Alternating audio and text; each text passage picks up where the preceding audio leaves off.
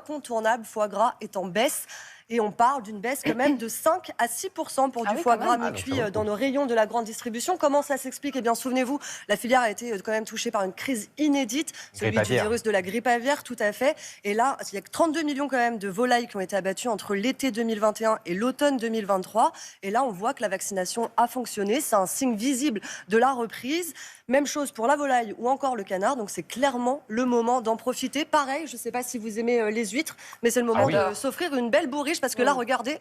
C'est vrai. L'année dernière sur le bassin d'Arcachon, c'était compliqué. Exactement. Et c'est pour ça qu'il y a une chute des prix. Regardez, on parle quand même de moins 60%. C'est énorme. Donc c'est énorme. Là, c'est vraiment le moment d'en profiter. Et c'est ce que vous avez dit. Il y a une baisse de la demande. C'est sûrement à cause des contaminations qui ont touché les huîtres du bassin d'Arcachon et de Normandie l'année dernière.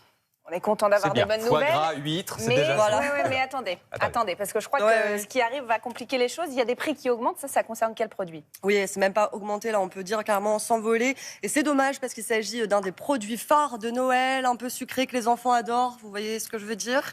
Chocolat. Chocolat. Bah oui, le chocolat, bien sûr. Ouais. Regardez, en cette période de fête, une boîte de 500 grammes de marque nationale, c'est 15 €. Un peu moins, c'est 12 € pour les marques distributeurs, mais c'est quand même une augmentation de 33% en 3 ans. 33% en 3 ans. Bien sûr, c'est dû au prix de la fève de cacao qui s'est envolée. Imaginez en ce moment, à New York, une tonne de cacao, ça s'échange à plus de 10 000 $. Ah oui. C'était 2 500 $ il y a 2 ans, donc c'est vraiment énorme.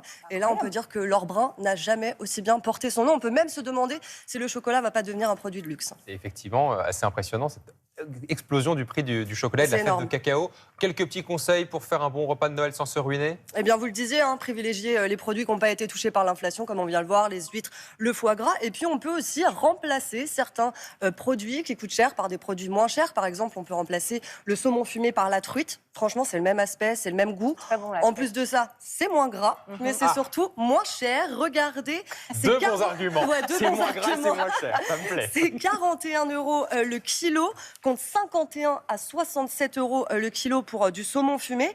Pareil pour le dessert, au lieu de la bûche, on peut prévoir une glace traditionnelle. Alors je sais, vous allez me dire, c'est peut-être un peu moins présentable.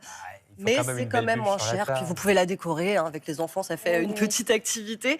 Et puis si je peux vous rassurer, en tout cas pour ceux qui n'ont pas encore fait leurs courses et qui vont les faire là dans les dernières heures, et ben c'est là où il y a les meilleures promotions. Donc c'est une bonne chose. Et la dernière astuce, ce sont les applications anti-gaspi. Il y a par exemple Too Good To Go, Phoenix ou Karma. Ils proposent des paniers repas depuis les commerces autour de chez nous avec toutes les denrées qui n'ont pas été vendues. Et là, il y a des paniers spécial Noël à prix cassé. Et puis surtout quantifier, parce que qu'est-ce qu'on jette en général pendant les fêtes quand on prévoit mal? À votre avis d'ailleurs, combien on jette de kilos par ménage après les fêtes? Plusieurs kilos déjà?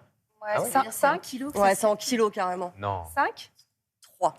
Mais c'est déjà déjà pas énorme. mal. C'est déjà pas mal. 3 kilos de nourriture. 3 kilos par ménage. C'est beaucoup. C'est énorme. On va se faire un petit défi collectif à la maison ici. On essaye de ne pas gaspiller cette année à Noël. Ce serait une bonne idée. Effectivement. C'est pas évident de quantifier, surtout quand vous avez 10 personnes à table. Non, mais petit foie gras ou petite truite le lendemain, pour le repas du matin, pourquoi pas.